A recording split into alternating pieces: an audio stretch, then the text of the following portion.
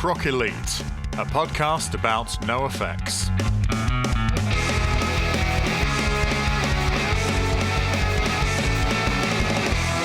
What a bunch of shit. Absolutely, what a bunch of shit. Oh no, you've caught us. We were talking about something else. Oh, sorry, I just swallowed an Actimel. You do.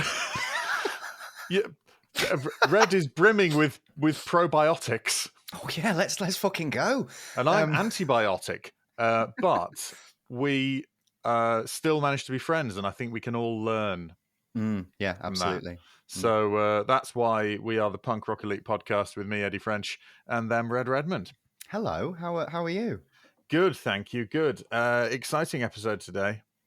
Oh, was this Ollie Ward, right? Of course it was Ollie Ward, yes. I really like this chap. What a lovely guy. Absolutely, lovely guy. Do you know what? This is probably the most emotional in the sense that it was a real roller coaster. You'll find out. You'll find out what, but... no spoilers. No spoilers, no. Broad spoilers we'll go for. Ollie works as a part of... He's a promoter. He makes punk rock appear on stages.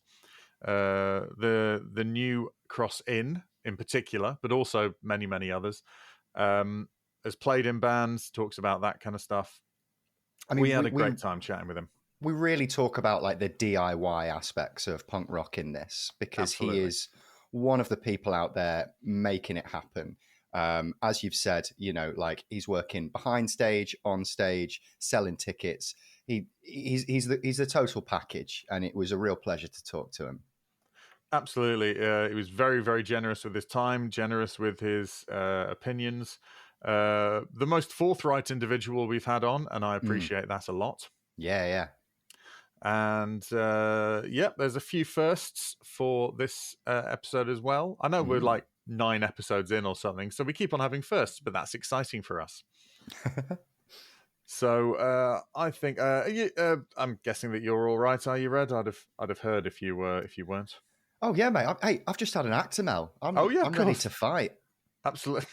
Well, while we listen to the episode, Red will go out, find someone to fight them, and then return for afterwards. But don't you worry about that, none, because we'll listen to Red be a lover, not a fighter, while in our chat with Ollie, and then return once they've kicked shit out of someone. So we'll absolutely. So we'll see you in a moment. And the interview's starting now. So Red and I are joined by Ollie Ward. Hi, Ollie. Hi, how you doing? Good. Thank you ever so much for being here. Really, really appreciate it. Yeah, pleasure. Thanks for having me. Good. You doing all right? Yeah, okay, but I lost my hash. But I already told you that. This is so sad. Like, yeah, I understand the pain of losing your narcotics, and this is a deeply sad time for you, sir. Yeah, I bought it on Monday, so it's pretty fresh. All right, Craig David. There's still there's still quite a lot left. So yeah, bummer. Anyway, apart from that, you'll find it. You'll find it. Turn up. Well, we'll act as some sort of a distraction for you. If you could please just give us a sort of a little introduction to yourself for our listeners, please. I'm Ollie. I live in South London. I'm a general punk rock dog's body.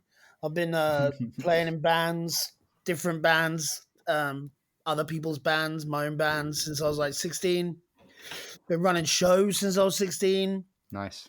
Booking tours on and off, you know, sort of last 10, 15 years. And now I work with Paul, one of your previous guests, on ACA booking, and we work for New Cross Live, where we get to put on shows. So I've been doing Till the Wheels for about 20 years. So, and now I do it as a job. So if you've got a band and you think you can pull a couple of 100 people in London, come and talk to me, because that's my job. Excellent. There you go. Open invitation. And whilst we trust you, listener dear, if you can pull 100 to 200 people, let's not let's not go exaggerating ourselves, because that's just going to be more work for Ollie. So honesty we appreciate, but yeah, absolutely. But if you can do that, speak to Ollie. I'll check out your stats. You go. There we go. We know what optics we can peak at. Yeah. Is that the capacity then? Is it about 200 for your venue? It's 350 at the New Cross Inn, but nice. We put stuff on all over the country, so just depends what it is. We pick the right venue, Absolutely. Yeah. Fantastic. That's great. So that's where you work out of South London, New Cross Inn, and all that stuff. But is that for Till the Wheels or all corners artists that you're looking around the country for? Till the Wheels is just like me. Mm-hmm. That just happens in my head and on my laptop. All Corners Artist is just me and Paul, and that happens in our heads and on our laptops. New Cross Live is like our day jobs that kind of incorporate those things.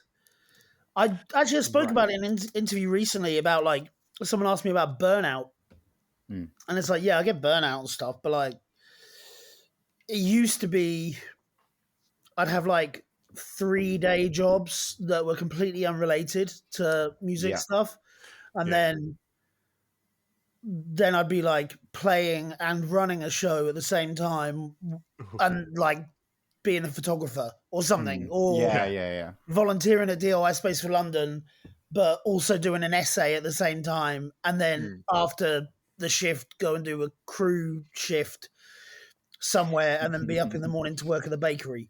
So it's just easier now that it's all kind of mixed in a bit more. It sounds like your previous life was you were sort of a toy being played with by a child. It's no, they are a baker now. No, now they are a singer. They're going to do singing now. It's just sort of maybe sort of 5-year-olds, just whatever jobs they can remember. That is what my toy is now. Yeah, maybe my inner child is a real motherfucker. It wouldn't be the first. Yeah. You managed to sort of focus down to have several jobs that all pertain to the same thing. Pretty much, yeah. Yeah. Mm-hmm. That's is quite a relief, because Red and I are we're comedians. Red also promotes comedy as well. My other job is building people's IKEA furniture for them when they can't be bothered to. So I've yet to fully integrate. But I hope you really charge them a fucking load of money for that. Oh yeah, no, it's fine. I'm very happy with the amount I get paid for that. Good. But it's not quite as integrated, like you say. It's sort of spend the day, go, right, okay, now I've got to get home, shower, and then go and be amusing in Birmingham. It's just one of those sort of, whilst I've been putting up, sorting out a bed for a young couple who've just bought their first house.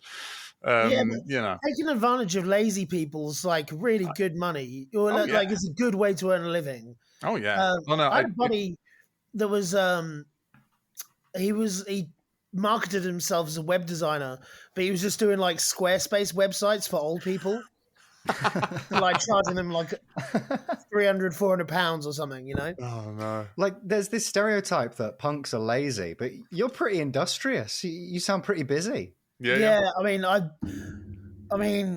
maybe that's a drug thing. Maybe punks get lumped in with junkies or whatever the kind of mainstream junkies, very busy people. Yeah. But they do have long periods of sitting around. Their downtime is prolific as well. To be fair. Yeah. Well, it's that thing. It's when we've maybe touched on this before, I'm not sure, but there was a period in the 80s when because certainly in the US the idea of punks there was such a frightening, sort of terrifying thing that for a decade Hollywood couldn't have a street gang without some guy with a mohawk who'd just go and then get punched in the face by a Republican. That was the sort of the Bobcat Goldthwait in something like that, is police academy and stuff like that. And Return of the Living Dead Part 2. Yes, absolutely. There was a gang of punks in there, and there was that really big, muscly one who was like, "It's not a look, it's a way of life." Yeah. Yeah. Yeah, that was based on a suicidal or something. That's my my guess anyway. But yeah, and so I think that's sort of that idea of being a sort of real. I mean, you mentioned burnout earlier, being a sort of a chemical burnout rather than someone who was just literally doing 6 jobs in the space of 48 hours and stuff. So yeah, no, that's great. Well, that's probably why you're able to now do that as your job, because you put in the hours. It's that thing, isn't it? Yeah, I like to keep busy. Yeah. No, that's cool. Good. And so well, let's do this at the top. I mean, Red Red works for a grassroots venue. You work for one as well, and Red asked Paul what his advice was for someone who wants to get into that kind of thing. What's yours?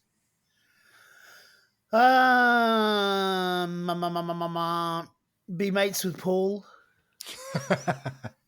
That's I met him in person at Manchester Punk Festival, and he seemed amiable enough. So that seems like a reasonable first step. Paul. He's a nice guy. I think if you're just doing your own thing, and it fits in with someone else's thing, whether and if that thing's like bigger or like has like more of a base, and it clicks together, then it'll just kind of. It's just common sense to put things together to make things bigger. Yeah. So, yeah. If you like putting on gigs, then put on good gigs, and present it to the person who has the thing. See if it works. I mean, it seems really silly, but like the amount of opportunities there are by hanging around after gigs, talking to the organizers, talking to the promoters, talking to the people that are exit flyering the show. That's how I got involved with Manchester Punk Festival. Yeah. Because they were just exit flyering. I think I went to see the Bronx at Ruby Lounge, and they were exit flyering that. I chatted to them. I invited them down to one of my shows. Which ones? Which guys from Manchester Punk Festival? One of the guys I spoke to exit flying on that day was Mikey Wong. Yeah, I know Mikey. Yeah, Mikey's great. Still see Mikey every now and then. But then obviously also I met Andy through that interaction, as well as Tree. And a couple others that I don't think are working on it anymore. You know Kieran? Yes, Kieran. Yeah, absolutely. Yeah. Nice guy. I met Kieran when he was still in school. Really? Yeah. We're from East Anglia. Right. He's cool. from East Midlands, but I'm from East Anglia, and it's about 30 miles away from each other. Yeah, well, I'm from East Midlands as well. Oh, no, that's super cool. Awesome. Yeah. I haven't seen Kieran in a while, actually. I hope he's okay. Yeah, I saw him when we were at Manchester Punk Festival.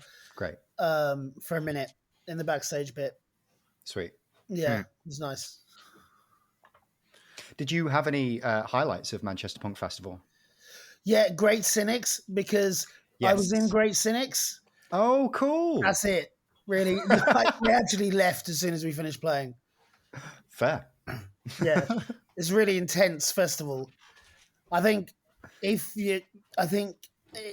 really great if you've been into punk for like 5 years or 10 years maybe, because you're still like meeting people and stuff, but because it's like 23 years now for me,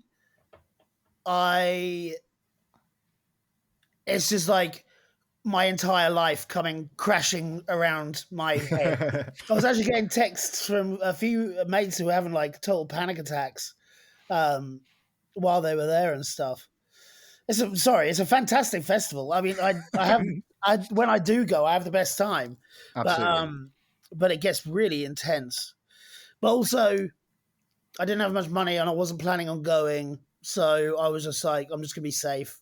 I instantly regretted it. As soon as I got in the front door, I was trying to find a way to get back to Manchester. Fair.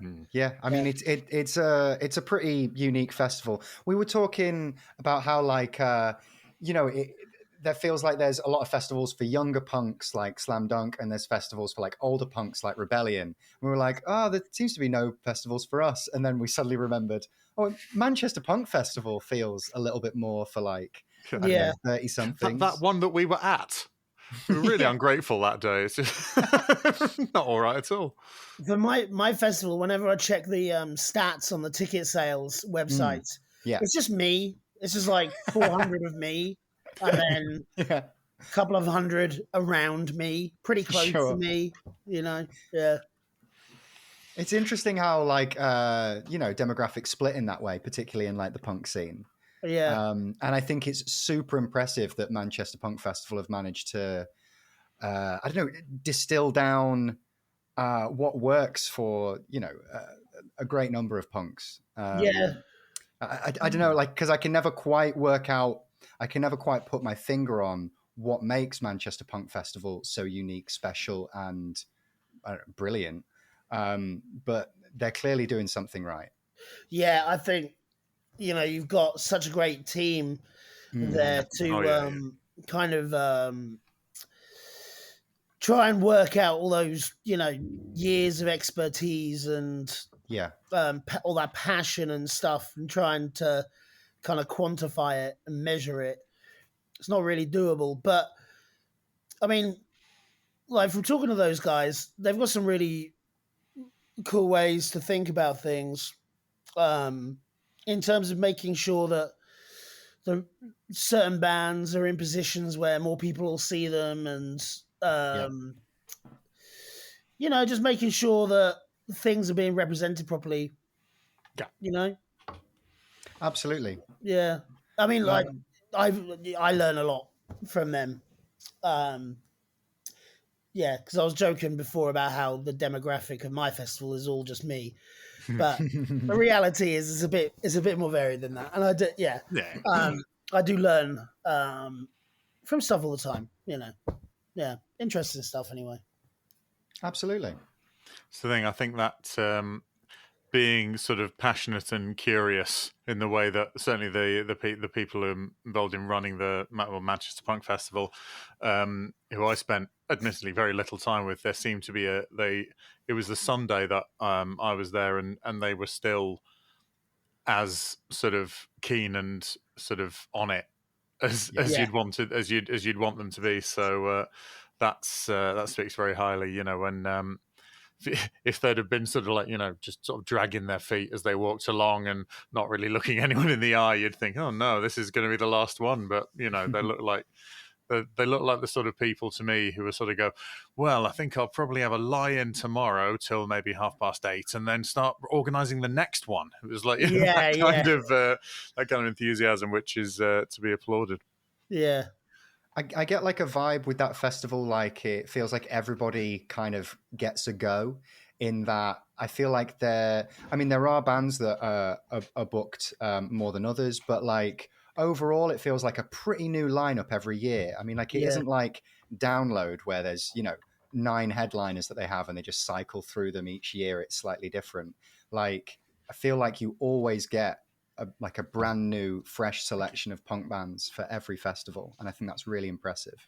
Yeah, I think like sort of every few years you might get a few of the same faces, but absolutely, yeah. But yeah, generally like they're really good with that, and like considering how many bands they have, that's difficult to do. Absolutely, and from all over the world. Yeah. I'm always really impressed by like how international a festival it is. Yeah, it is really impressive, especially as like you say, when you look at the lineup of some punk festivals, naming no rebellions, but there does seem to be a sort of a really small sort of the top 5 bands are sort of always very, very similar, and but it's I mean they appeal to an era. Don't of course, yeah, absolutely. It's more of a legacy festival, which is there is absolutely a place for it. We give it a hard time because that isn't our era, so that's why we make fun of it. But it's totally valid. But also, and it gets bigger every year. They do. I mean, they've I don't know, Bouncing Souls and Anti-Flag and That is true. Pennywise and Absolutely. all that lot on their Descendants.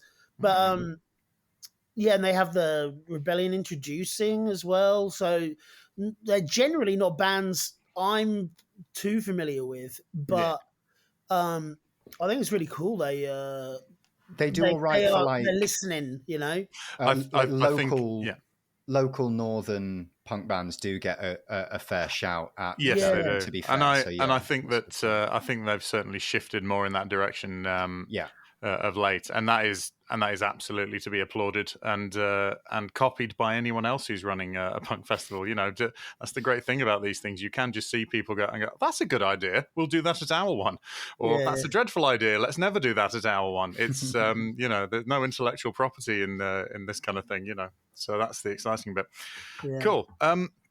Let's head on to the sort of the main subject of the Punk Rock Elite podcast, which is NOFX.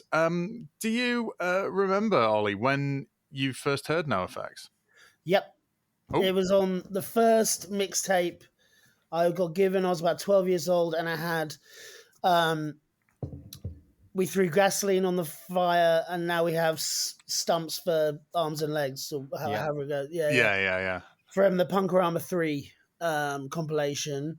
I think it might have had a song from White Trash, Two Heaps and a Bean on it. Oh, it had Laurie Mayers from Punk and Drublickin on it. Oh, yeah, there was like 3 or 4 songs on this tape. I mixed in with Sam I Am and AFI and old AFI, you know. Yeah, Nitro Records. The hardcore era. Yeah, there was songs from that Nitro that Go Ahead Punk Make My Day compilation, Punkorama 3, maybe one of the Kung Fu ones, and some bits off some Sam I Am albums and stuff. Okay. Yeah. Oh, that's cool. So, and was that something that you sort of immediately clicked with, or was it? Yeah, I thought it was great, and like my buddy gave me the tape. His older brother lived with the singer from Vanilla Pod, so we were getting these tapes, like kind of passed down from that punk house. It was just down the road from our school to us in school, and then we'd make copies for other people. And then I went to this skate park. We used to have like the smallest skate park in Europe in Kings Lynn called the Mushy Pea Shed. It was like, this would have been 97, 98, or maybe 99. I think it was 98. And I heard like 10 Foot Pole and I'm not sure who else, but definitely 10 Foot Pole. And I was like, oh, right, okay, all the skateboarders and the baggy jeans guys, they listen to this like cool American rock music that I've got on these tapes. Yeah.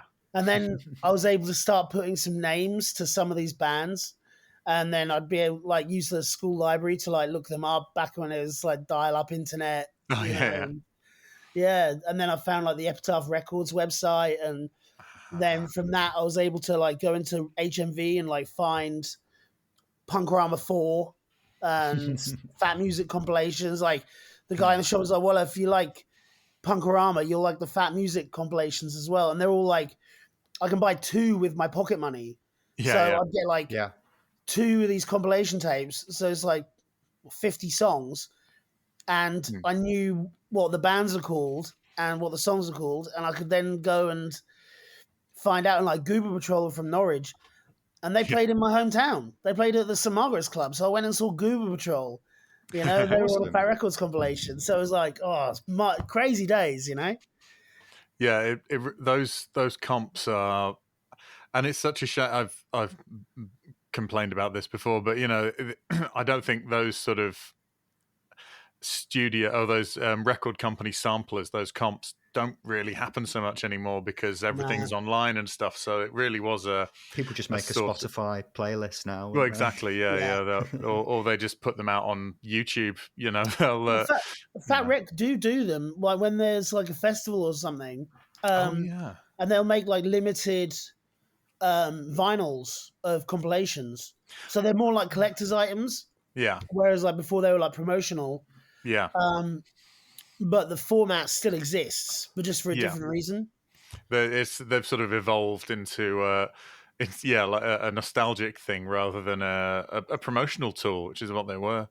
The NoFX used to give those away at their shows in cities in the US, and then all of those bands, if they played there, people would go, that band off that free album is on, let's go and see them. And all of a sudden there was a touring circuit made by NoFX giving away these records and stuff, which is if you get them in like Andy's Records for like £5, what's that £5 going to? It's like probably just like for distribution, isn't it?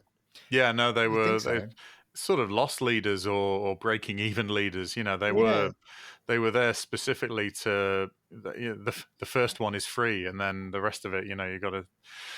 But the thing is that there was easily, if you bought one of those, you definitely want to buy at least 2 or 3 albums, full albums of bands off the back of that. There'd be a couple of things on there. You go, what? There's a reason I own an Undeclinable Ambuscade album. Yeah, right. It's I had 7 years on one of the Punkorama ones, and I was like, this is wonderful. And I wondered why it was kind of weird. Found out they were from Holland. So I saw them at Grows Rock. Oh wow! Yeah, cool. Yeah, a few years ago, and that band, I had like a group of mates that were like just into that. I mean, they were into like Satanic Surfers and a lot of the European kind of skate punky stuff, but like it was cool because it was like all these little groups of friends, because it wasn't like something that you saw on the TV or was on the radio. Well, you had the Mike Davies like Lock Up punk show. But that was on at like 2 a.m. Yeah. So I used to catch it on iPlayer. Oh wow. Yeah. I used to sometimes like record it while like get up at 2 and like record it on a tape and then listen to it in school the next day. I was devastated when that got cancelled, like I can't believe that. Yeah, I think because I'm friends with Mike on Facebook, I think he's a bit Blue Lives Matter now. Really? Oh, no. He's a fireman. Okay. And he posted one of those flags. There's American flags, but it's like blue and black. Yeah. How strange. Yeah. I don't know. Weird, isn't it? Things weren't quite as polarized back then. Yeah. No. Hey, when did punk rock become so safe? Honestly. Yeah. I mean, but when did punk rock start saying, "Not all cops are bastards"? Yeah. Yeah. But it's what was interesting for me was how these different friendship groups had their different things that they were like, this is like, we love this band. For example, Undeclinable Ambuscade or the Heaters Users or whatever, or Viso. Because it was so localized. Yeah. Because we weren't like all connect. It wasn't like there was a forum. Or there was like internet forums, but people weren't really on them because like the internet was slow and it was still like the realm of nerds and stuff. So the idea of talking about music with strangers on the internet when I was getting into this stuff was just not. It was unheard of. Yeah.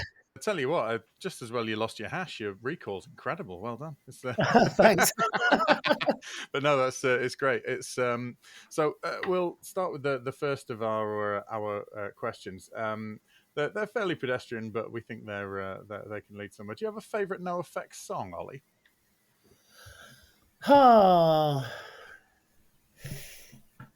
A favourite NoFX song. Oh, do you know what? Probably, and it's quite a new one. 6 Years on Dope. Nice. That really choice. Yeah, it really hit me. It's a big return to form, isn't it? When I saw the video for that, just like Mike and Melvin, just like walking down the street, and Melvin singing it as well, and I liked that era of NoFX, like that more recent era of NoFX, the single and double album, because it's so autobiographical. And I think a lot of that came from them doing the book together.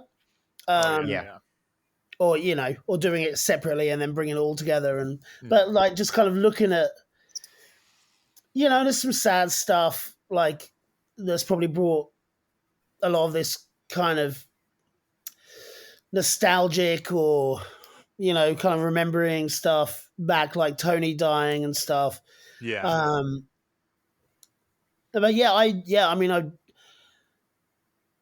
mean that's the thing about NoFX is like I love all the different eras because it's just some mates doing a thing.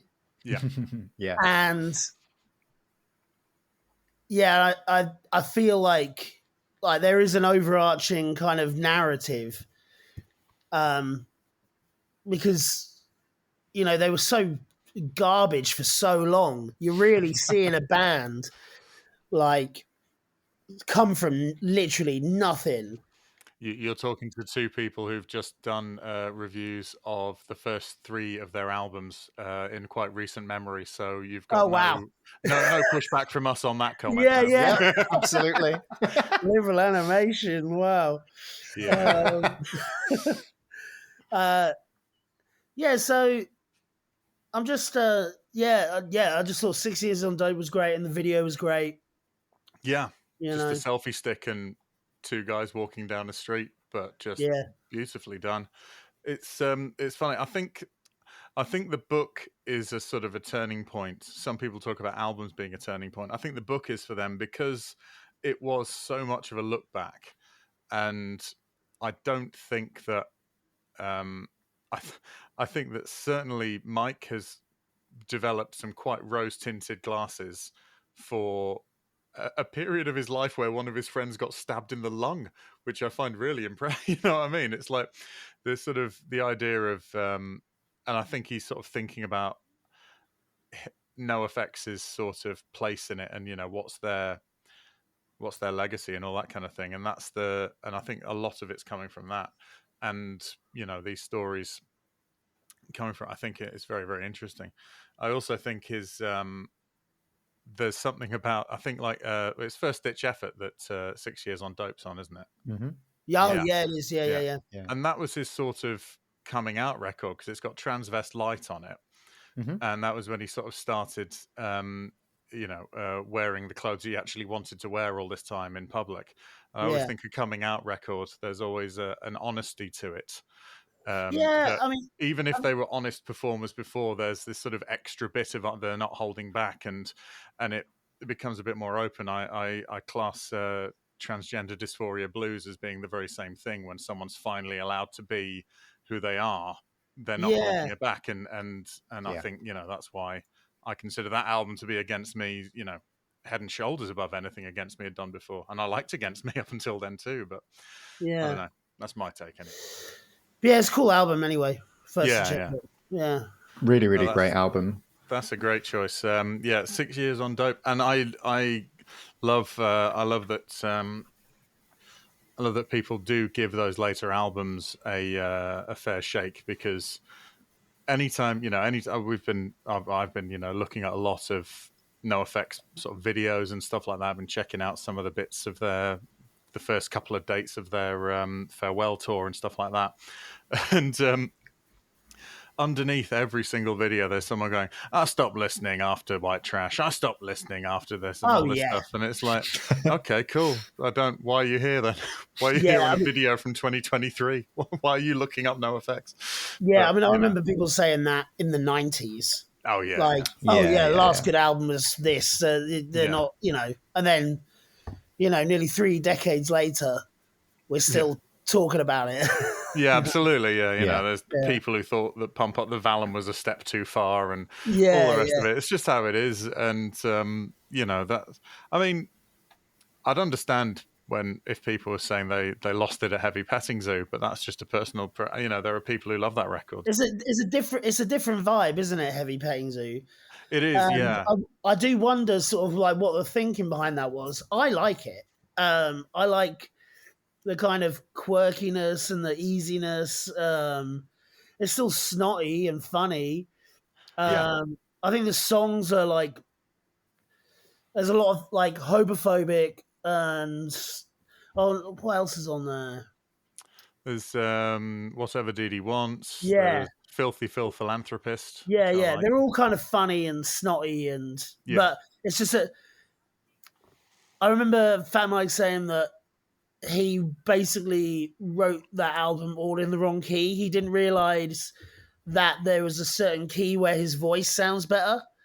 Yeah, I think it's I like think so. higher, like Yeah. maybe a couple of tones higher or something. Mm. So yeah, so it just kind of sounds a bit different, a bit weirder. Yeah, it's I think he said that that they spent way too long on the album and overthought it, which is why he only allowed himself 20 minutes to write every song on So Long. Oh right, really? That's what he said. He gave himself a 20-minute thing. He's like, I got to write this song in 20 minutes. I don't know if I think he just meant the music, not necessarily the lyrics, but I don't know. Again, that could have been. Found my hash. Oh, you found your hash. It was in my wallet. I just suddenly thought, is my hash in my wallet? And it was in my wallet. Amazing. Oh. Well, there you go. Panic over. Do you know what? I'm very impressed at how calm you kept, given the circumstances. So, I'll be honest, I felt bad because I didn't want it to show, but I was in a shitty mood when I came on this podcast because I couldn't find my hash. No, I get it. I remember the feeling from a long time ago, but I remember the feeling, and it's a rotten one. I was trying not to let it show because I wanted to have, to enjoy this time with you guys.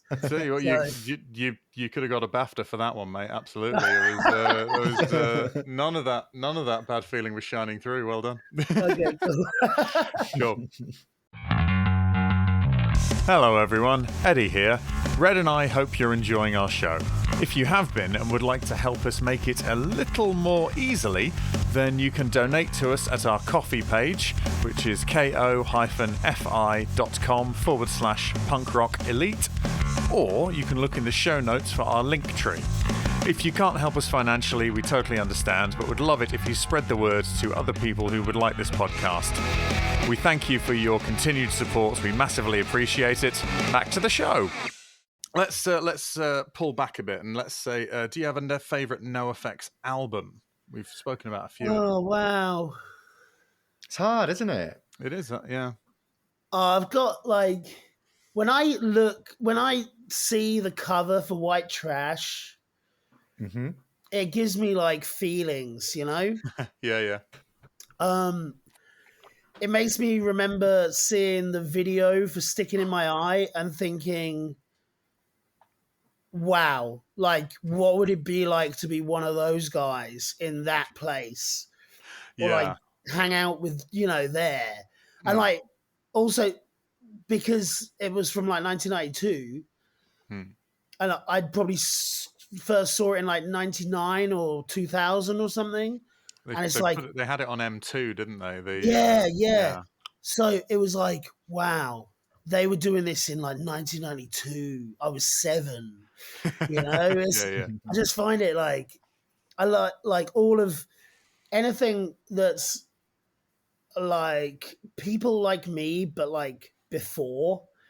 I find that always really interesting. I like to feel this is all part of a continuum of just alternative subculture, rebellion music and stuff. It's all part of a continuing thing, and we come in and we do our bit, we're part of a thing, and then we duck out again, but the thing keeps going.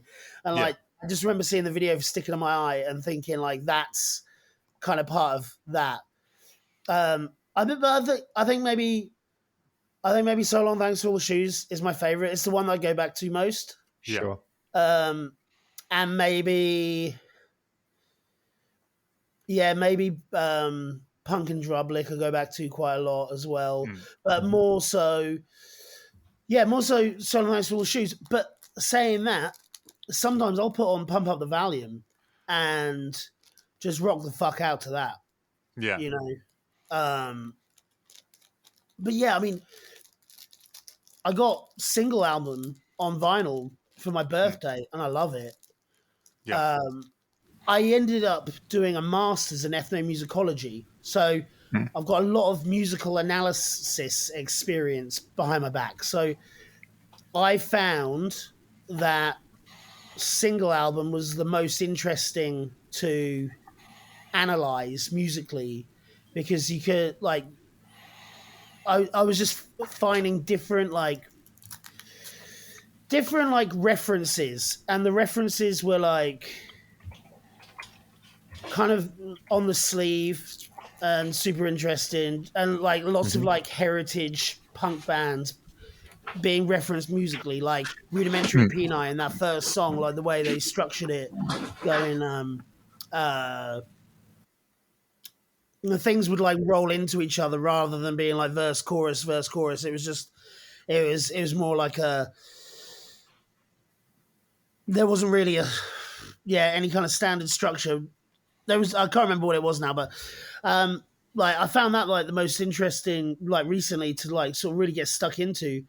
But in terms of going back and like getting the feeling, A Sunny Day, not the song Sunny Day, but like walking around with So Long Thanks for All the Shoes blasting in my ears on a sunny day, like walking to see some buddies, maybe a little stoned. We're gonna go meet up in the pub garden or something. Oh, a pub garden that's quiet enough that you can play your own music, and you play So Long Thanks for All the Shoes, sitting with your buddies, drink some beers, vibes. Yeah, fair. Yeah, Nice. Yeah. But no, I don't know if I know anyone that would let me sit down and play a whole NOFX album in front of them anymore. People are too spoiled. You don't, because it's like you can put things on shuffle, you can make a playlist. Like it's really easy. It's not like you sit down and play a record. I was in Bali just before lockdown with my partner, and we were hanging out in this punk bar called Twice Bar, and the guy that worked in there, he let me just sit down and play No Use Your Name, Making Friends from start to finish. And we got to the end of the album, and I said, Eric, my man, nobody ever would let me sit down and listen to that song in a social environment. And he did that. And I just, that was a really nice feeling. Oh, that's nice. Yeah. A mild theory I have as to why vinyl is sort of bumped back into popularity again, because it's too much hassle to skip a song on vinyl. You just let it play. So that sort of thing where, you know, you would just, you know, put us, you know, I remember the novelty of having a 3 CD changer in my little stereo system. Well, aren't I the boy king? It's, you know, it's that kind of thing, you know, that was wild. But now you can just have everything you own on a thing, you know, palm-sized thing, and just hit shuffle, and on your you're getting blower it from everywhere. So yeah, absolutely. Yeah, absolutely. Yeah, completely. It's crazy. yeah, but that's it. I mean, that's one thing about doing the listening back through to the NoFX albums for the sort of the deep dive episodes, is that you do listen to an album as they intended you to listen to it in that order and stuff like that. And it is a sort of a refreshing, but something you're sort of out of the habit of, and it's a bit concerning where my attention span has gone. Yeah, like when you go see Mona Lisa at the Louvre, you don't just look at an eye, skip to the lips, and then fuck off here. Yeah, look at the whole bit of thing. hair. Yeah, exactly. I love that. That's great. And sometimes it does take half an hour to look at the whole thing. You know, take it in. Yeah, soak it up, buttercup. Yeah. I like this sort of anti-wimp art critic character you've conjured. Hey, you, back there, keep looking. Yeah. Have you noticed the enigmatic smile yet? I bet you haven't. Yeah. I like it. What's the problem, Snowflake? Are your eyes tired? It's the problem with Gen Z and their tired eyes. Yeah, you can't paint anything anymore. Puny irises. Yeah. Amazing. I think one of the things about NoFX having been a band, I mean, in your case, they were a band 2 years before you were born. You know, they've been, you know, they've been putting stuff out since sort of 5 years into the, like full length albums since 5 years in, and not really stopped for longer than 4 years, maybe at most. And even then, when they didn't put out an album, they maybe did their TV show, or they put out the book, or they put out a load of 7-inches, or, they've always had something every couple of years, a new NOFX project. And it's usually been music has come out. Yeah. That means that there's tons. Even by the time you get into them, you're looking at 5 or 6 albums you could buy. Yeah, because like they go to work. Yeah. Yeah. They don't stop. They don't sit around and. I mean, it's probably a nicer. I suppose Fat Mike would describe it as like having fun. Yeah. But he gets up in the morning or whenever, I don't know. But he does stuff. Like he's doing loads of production stuff at the moment. Smelly's got his surfboard company. El Jefe's an actor. Mm-hmm. Melvin's got a doing record company Melvinator as well. Yeah. So they're all, and they're able to do that because they started just going, oh, maybe we'll just tour for 3 months a year. We don't need to to sort of really we're not road dogs. There are some bands who are sort of never off the road, and that's very much their sort of identity, that kind of thing. And they're like, no, it's all right. We don't have to do that. When they got to their sort of late 30s, they sort of went, we could probably condense this and just sort of have it, And I think they sort of never do more than like 4 days in a row or something. And, but they can do that because they've amassed an audience that will just go, yeah, all right then.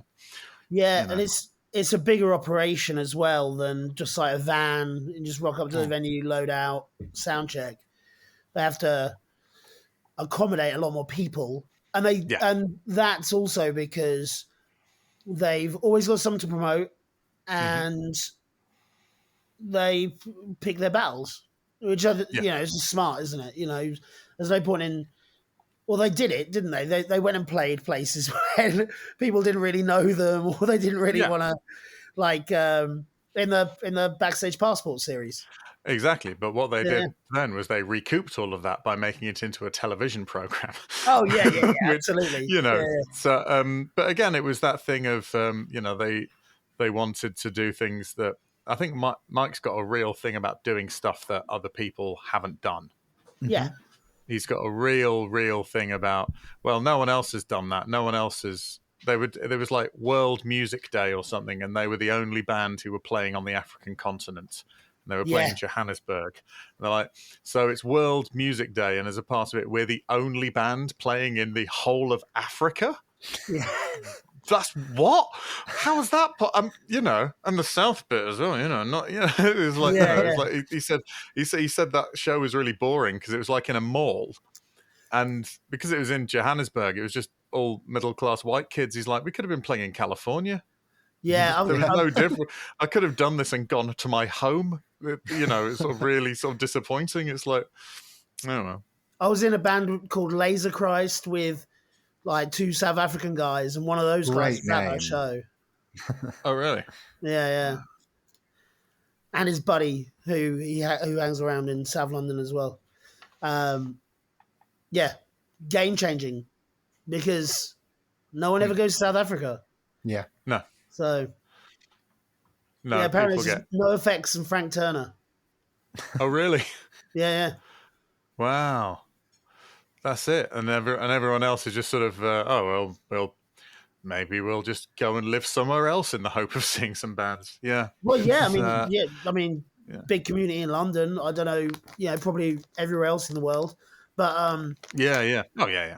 And they have their own scene. They have their own bands. Oh, yeah. Yeah. But yeah, in terms of international touring, very difficult. Yeah, well, I mean, I suppose if no one's going there, you've got to sort of make your own scene. It was like a friend of mine, one of my best friends, was in the original lineup of Ash before they were Ash. Yeah, when they were kids, went to school with them and stuff, and they said that because they were they were just outside Belfast.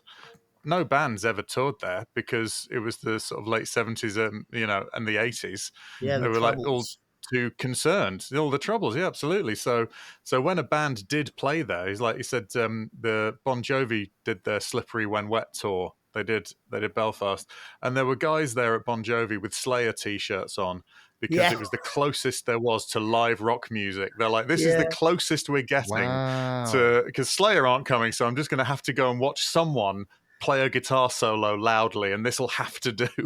You know? Absolutely. But then for somewhere that small to produce the amount of music that it has, not just Ash, but Therapy and the Almighty and all sorts of great bands, and then further back, Stiff Little Fingers and Undertones and stuff. Yeah. If no one else is doing it, you've got to do it yourself. We come back to the crux of it all, DIY. Like when I was a kid, there wasn't really many shows. Maybe there'd be like a show a month in our town. Mm-hmm. I'd go to the Blues Jam every Sunday just to see people playing guitars, Yeah. That's it. Yeah, you do whatever scratches the itch. Yeah. I listened. It was the same with everyone in my generation. If you sort of like the idea of guitars and stuff, you listen to Oasis because they were on the radio and are freely available, and then other stuff comes along, and you go, "Oh, hello! Oh, that's doing the thing that I actually want." But exactly. So I've got to thank Oasis for keeping me alive as it was being pulled through to the stuff that I really, really dig. So it is what it is. Amazing. Do you have a favorite NOFX lyric? I think this is one of the hardest questions that we ask because there's just so much to choose from. I like all the lyrics in Monosyllabic Girl. I just think that's such a funny song. Love it. I just think it's a really cute, funny song. Yeah. It is really adorable, isn't it? It's sort of, I really, really like that one too. Yeah. Because I think like Fat Mike's like a really clever lyric writer. Absolutely. And I think I used to trip myself up writing lyrics because I thought everything had to be double meaning, super funny, really like witty and stuff. Things don't always have to be like that. But with Fat Mike, they pretty much always are. And also always brutally honest as well. I think like when because when I haven't been writing music for a little while, but whenever I do, and whenever I did, I'd always be thinking like, what would Fat Mike be doing? Yeah.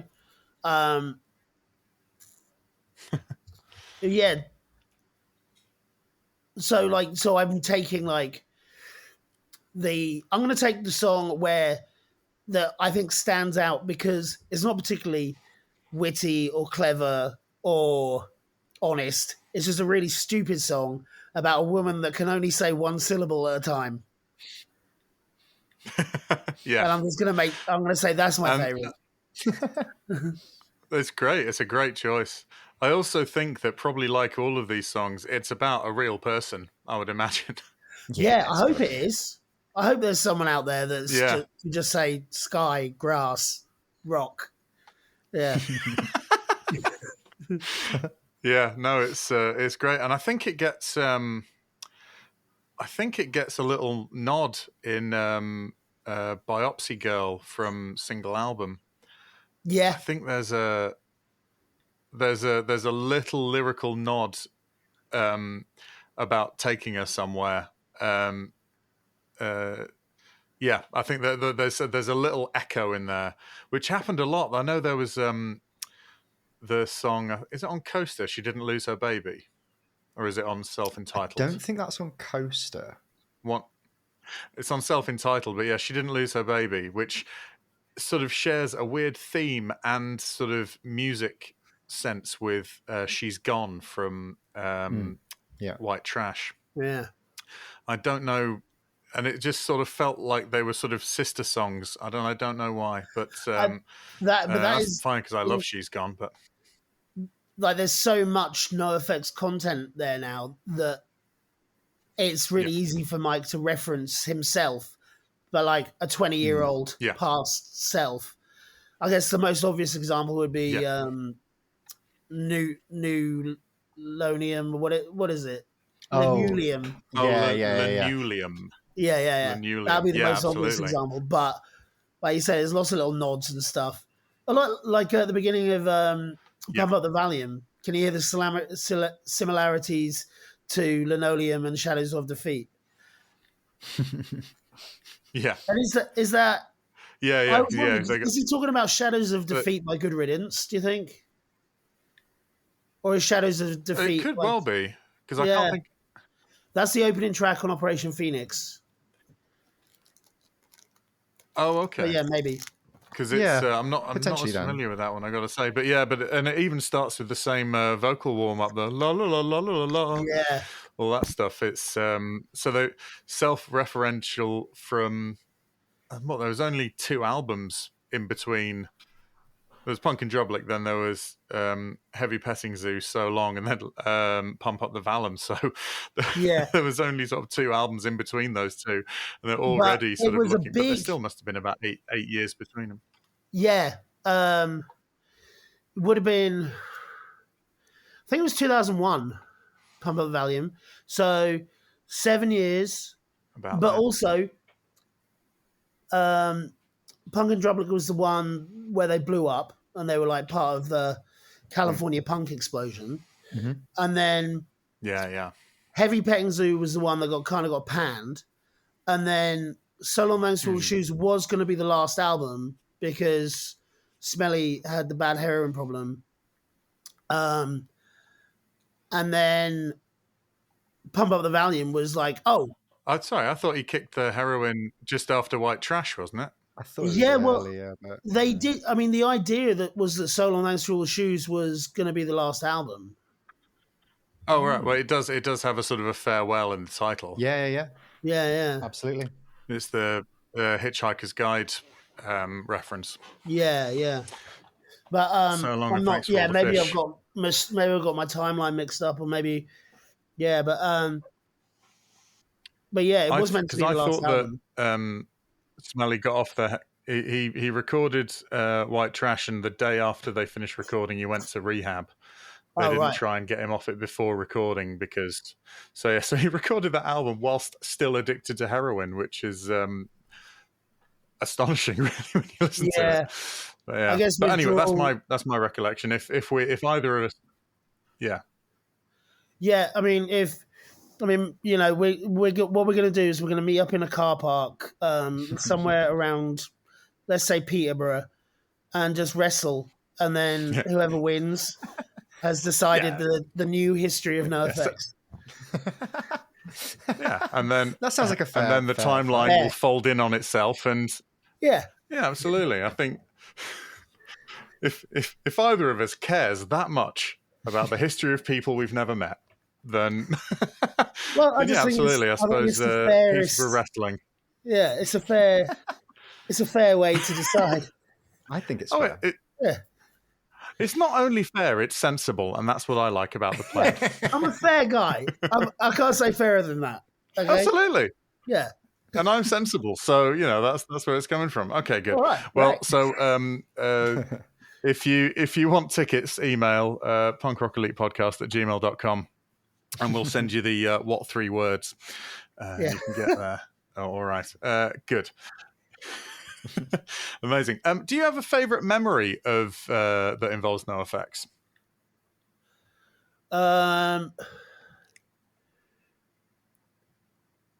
Yeah. When I was about 17, I went and saw the Bouncing Souls play at the LA2 in London, and El Jefe was behind the merch table for the Bouncing Souls, kind of like selling their gear. But yeah, that was it. They were every time you bought like a Bouncing Souls piece of merch, you get a free NOFX t-shirt. Cool. Yeah, I just thought it was really nice. And he was just like having a joke with us and stuff. And yeah, he was a pretty funny guy. Yeah, that was like so long ago, but that was like the first time I'd kind of met anyone of that kind of level, Yeah. Yeah, that was really nice. So was that were NOFX on tour as well, or was? Yeah, so it was the Deconstruction tour, but it was, I think it was like, they did Cool. like Reading and Leeds. It might have been the Concrete Jungle stage at Reading and Leeds. Right. And so they did like a small London one. Right. Without NOFX. Oh, right. Yeah. I see. Yeah. One of those. Yeah, absolutely. I guess like one of my favorite things about like memories about NOFX is just like way back when, like seeing someone on the street with a NOFX t-shirt. Sometimes that person who I just saw on the street with a NOFX t-shirt, I'd go and talk to them, and sometimes they'd end up being my best friend. Like, for ages, you know, and like there's people I see now that I was friends with for years. They might have ended up being my housemate or my bandmate or whatever. And we just met because we're wearing punk band t-shirts. And more often than not, it was a NOFX t-shirt. So, yeah, it's just... There were a lot of them around. I remember the Punkers one was the Snickers spoof one was... I had the hoodie everywhere. Of that. Yeah. Couldn't go past the Corn Exchange. Oh, nice. Couldn't go past the Corn Exchange in Leeds without seeing at least 3 of them. Yeah. One of them would always be on the floor as well because they tried to do a skateboard trick that was definitely beyond them. But, you know. Yeah. 10 out of 10 for trying. But yeah, that's it. It was like that, yeah. And they that great one which had the eye. It was like the monster. Yeah, Monster. Yeah. Oh, the Monster. That's right. That's what it was from. Yeah. That's that is it. Yeah. Somehow you sort of always feel all right if you saw. You'd be like, okay, well, if anything kicks off, if a load of kids in tracksuits come around, then should be okay. There's a sizable enough number for this. West Side Story turf war that you always imagine about to go off in your head. Yeah. You could usually scare people off with skateboards as well. Yeah, absolutely. Or make a hasty retreat. Yeah.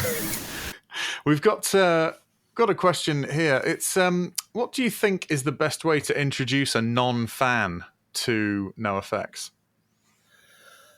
I wouldn't bother. It's like it's just something you just got to find on your own. You know? I love that answer. So it's your job to keep punk rock elite. I like it. Fuck 'em. I know it's a great answer. I love it. If they can't work it out, then you know, fuck them. More for me, you know. Absolutely. I don't like gigs to be too full. I was just like, everyone else is going, yes, how do we spread the gospel? And you're very much like, no, let the sinners go to hell. Yeah. They don't need to hear the good word. Let them burn.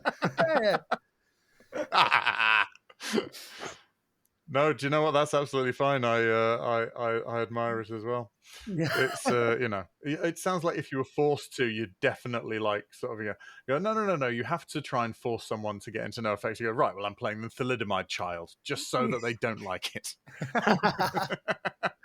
Yeah, I like there's been like times in my life where I've been described as he listens to NOFX. You know, or you know, there's you know, there's different like punk snobs or whatever. Or people like to like NOFX might be an easy target, or like, oh, I listen to like real punk, not that like pop punk, skate punk, or you know, and then it becomes like, you know, old rich men, you know, like, oh, didn't he like kick someone in the head, or didn't Fat Mike do this, or whatever, la la la la.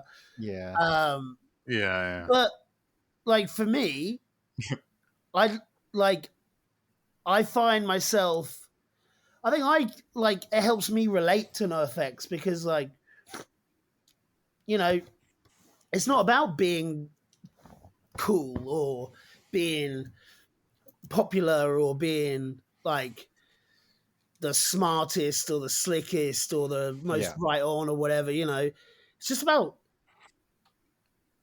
like NOFX is about 4 guys that are just doing what they want to do. Well, it's about, like, it's okay to make mistakes. Yeah. As long as you do own up to those mistakes, and NoFX do nothing but own up to their mistakes. Yeah. Yeah. But I mean, but also, like, absolutely. if they didn't, I wouldn't care. Fat Mike, when he kicked that kid in the head, he had a bad back, and he told everyone on stage like 3 times, "I've got a bad back. Don't fuck with me. Don't like put your arm around me." And this kid, he had his like arm around his neck and he was trying to drag him down. I would have kicked him in there, and I would have kicked him in the face hard as well. Yeah. I would not have apologized. I would have not have invited him backstage. I would have gone round his house and kicked him in the face again. You know what I mean? I mean, yeah, it's you put forward a very, very strong case for kicking that Australian kid again. But no, you're right. But it is, yeah. I don't necessarily think he didn't have to go to the extent that he did in as far as apologizing, all the rest of it. Yeah, he's a nice guy. I mean, he mentions it in I don't like me anymore. Where he said, did I drop kick someone's head? He didn't drop kick someone's head, but drop kick worked better for the rhyme scheme, I think. So it sounds cooler. But he's and says, I've done shit that I don't really like. If you're not a big fan of me, that's fine. I'm not that big a fan of me at the moment. But maybe he did drop kick someone's head, but he did it like in private. Maybe it's referencing something else. Oh, that one wasn't at a show. He just maybe just snuck out in the dead of night. Yeah. This one is we might have already touched on it with stuff that we've spoken about already, but what do you think NOFX's legacy will be or is? Well, this is the thing, because it's not like there's like an overarching kind of thing, but it just seems to me like it's a document of 4 guys who like to party and rock and hang out. But I would say the legacy would be the community that, for me, one of the things that I really like about NOFX is that it's a conduit for community. So, like their road crew, their like the other people that play with them, the other bands they've toured with, like it feels like everyone's buddies. I know the Snuff and Goober Patrol guys, like, just love those guys. Yeah, like they just think they're brilliant. And I think, I guess like community and family and creating spaces where people can, do cool shit. Yeah. I think that's like Fat Records, NOFX, Fat Rec. Yeah, I mean, I can't think of many bands that I love that didn't sort of have something to do with NOFX or Fat Records at some point. So I think, the legacy will be all the stuff that's come from it, and that will continue to go. And that DIY ethos, I think, like so many people who are working now, at some point in their lives have looked at NOFX or looked at Fat Mike and gone, okay, if you work hard at something and you do it in a cool, fair way, as best you can, I suppose, then things, could have longevity and you could end up living your life doing something that you enjoy and that you care about. I think that's for me, I feel like that it might not be like what's on like the obituaries when they die and stuff, or maybe it will be, but I think like you can see evidence of that around. Like if you're in the punk scene, you can see evidence of that around you. Yeah, Maybe that isn't attributed to Fat Mike. Maybe Absolutely. there's someone That's else, great. you know. But I guess everyone's got their sort of their main people. But I really feel like Fat Mike and NoFX really embody that and project it outwards as well, but in a really down to earth way. Like they're just guys, you know. absolutely. Yeah. I think that's a great answer. It's that's something, an angle a perspective we've not had on the show before, which I think is really, really cool. Also, you mentioned sort of talking about their crew and stuff. Like, I don't know the names of Bad Religion's roadies, but I know who Limo and Jay are. Yeah. You know, I don't know. I, to be honest, I don't know whether they necessarily work with NoFX anymore. But for the longest time, they did. You know, all of these kind of things, and that's absolutely amazing. That family aspect. Yeah, totally right. It's just like, they do it all themselves. Like, so you just go around to Mike's and sing in the studio. I guess like Limo would have said, "Hi, I'm Limo," you know, in the studio with Mike, you know, at his house. Yeah. I guess, yeah, absolutely. Yeah, get that on, and then you know, that's great. That's so cool. Well, we won't keep you for much longer, although it might depend on the answer to this the next and final question. The final question. The most important question. Ollie, who is your favourite member of NoFX?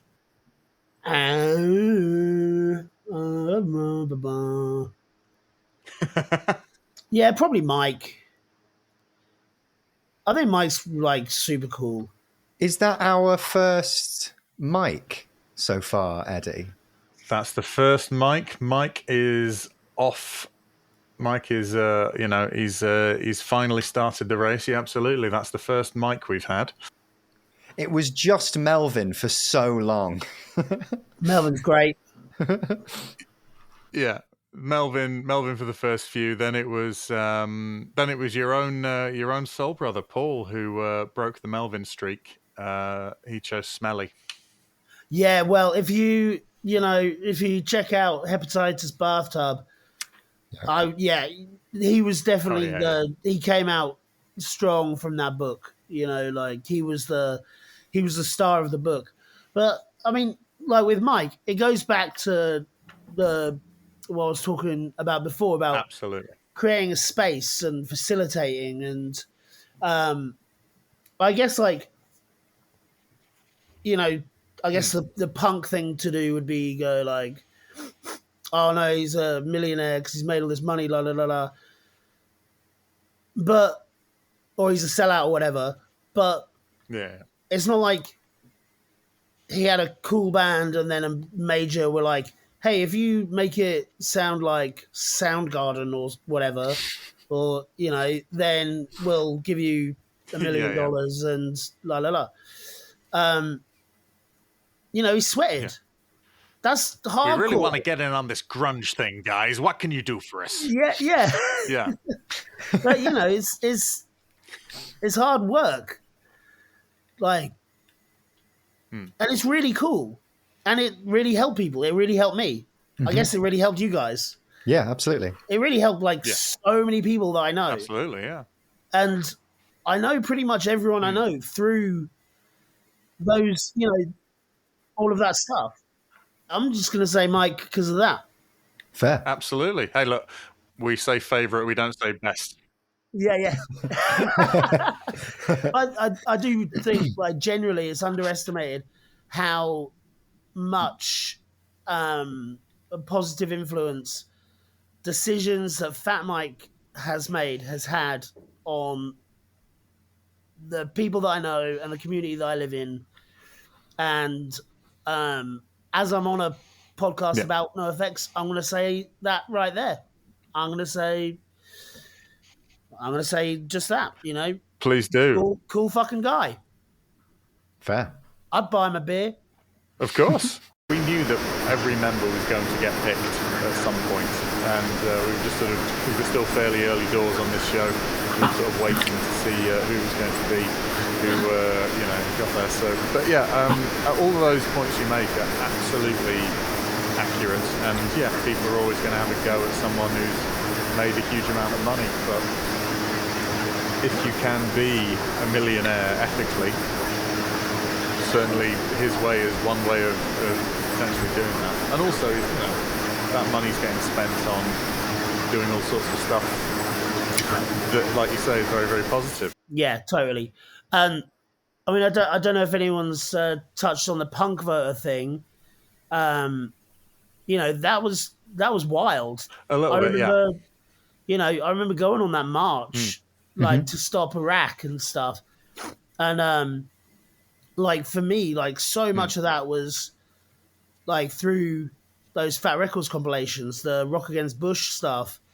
Yeah.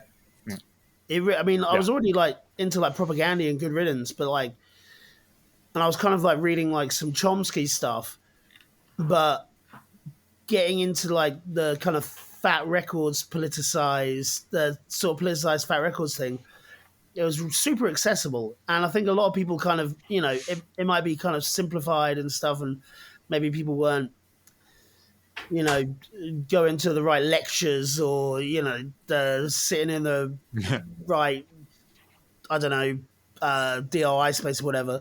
But I think it was important. And I think what they're doing now with that Sidewalk project in LA, it's smaller scale and it's closer to home, but if you can save lives by making this Narcan stuff available, saving one life is a big thing. If they'd saved 30 lives on Skid Row or 100 over a year or whatever, that's a hell of a big thing, It's a life every 3 days.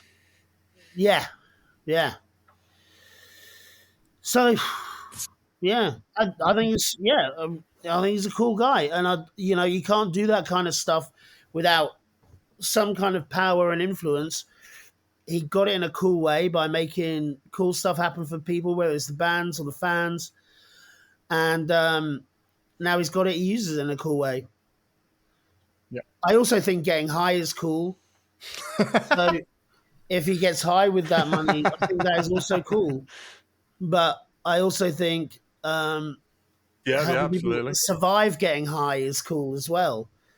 Because if I get high, I want to be alive at the end of it. Yes. So, yeah.